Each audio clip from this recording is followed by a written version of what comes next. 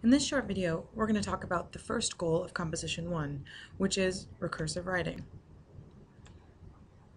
The first goal is to demonstrate the effective use of the recursive writing process, but when students see this goal in their syllabus, they're often a little bit confused. What the heck does recursive writing mean? Let's break it down. First, we're going to talk about the word process. When we think about a process, we know that it's the series of actions or operations conducing to an end. A process is just the series of steps that we go through in order to accomplish something. There's a process for getting ready in the morning, a process for making the world's best omelet, and a process for building a skyscraper. First, we have an idea. Then we get started. We go through the first step, then the second step, and the last step, and then we're finished. Woohoo! In Composition 1, we're focusing on the writing process. Many of us have heard about the writing process before. These are just the steps that we go through in order to write something. So first we get an assignment from our instructors, and then we brainstorm. This is also known as pre-writing. Then we write our first draft, and we revise it, and we write our second draft, and we proofread it, get all those grammatical and punctuation errors out of there, and then we turn it in. But there's more to it.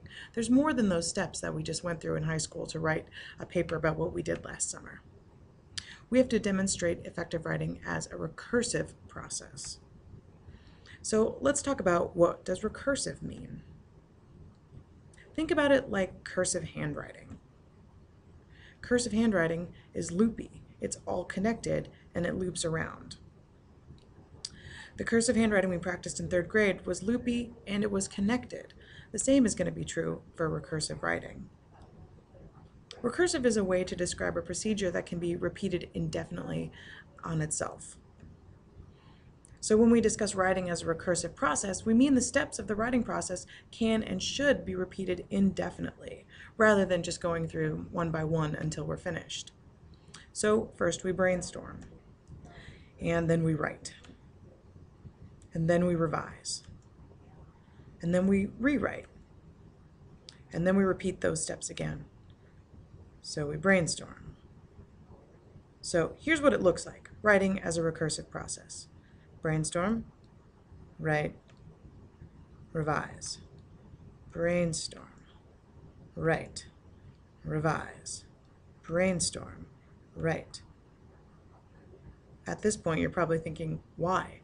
And more importantly, why? Why are we going through this circle over and over again and never getting out of this loop? Wouldn't it be faster to just sit down, write the essay, and turn it in? Actually, no. And here's why.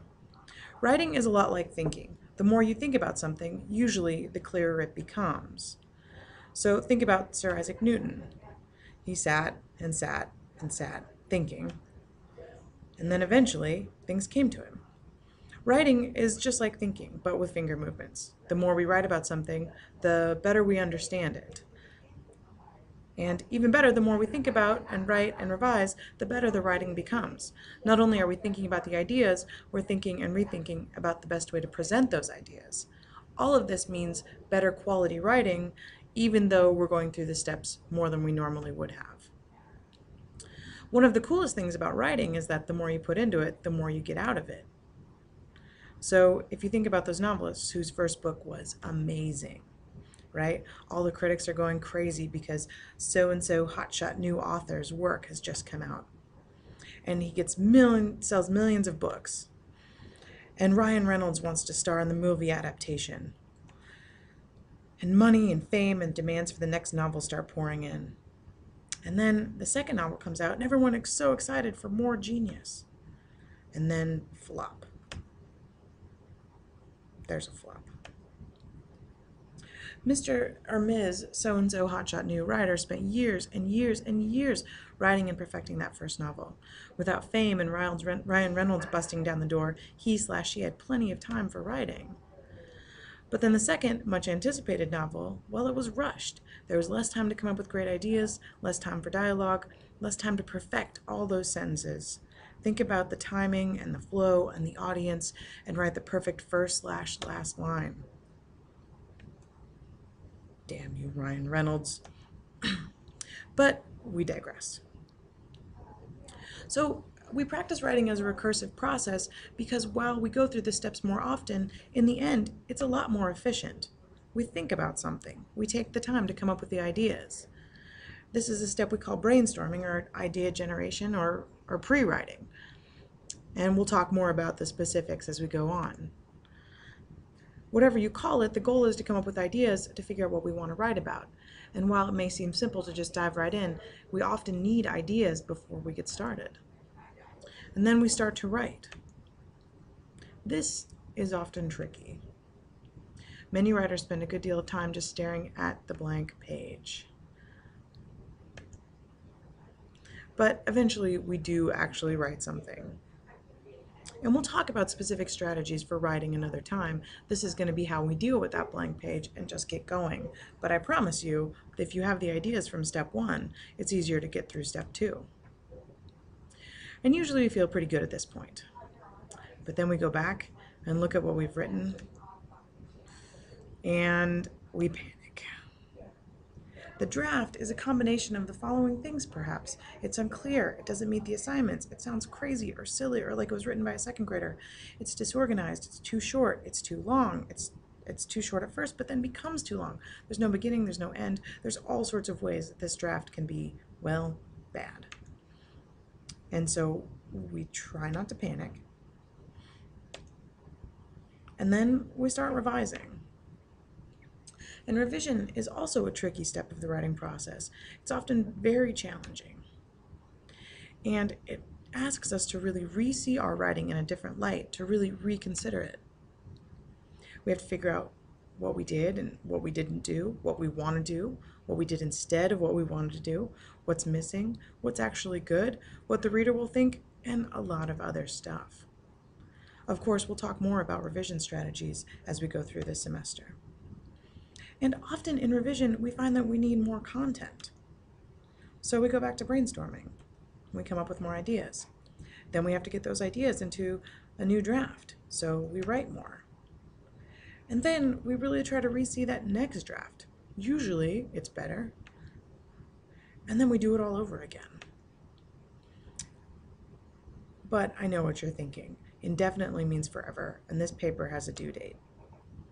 So how do we get out of this loop of revision?